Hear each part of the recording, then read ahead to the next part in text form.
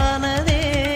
காதல் என்ற மந்திரத்தின் மாயம் என்ன, கல்லும் முள்ளும் இப்போது பூவானதே.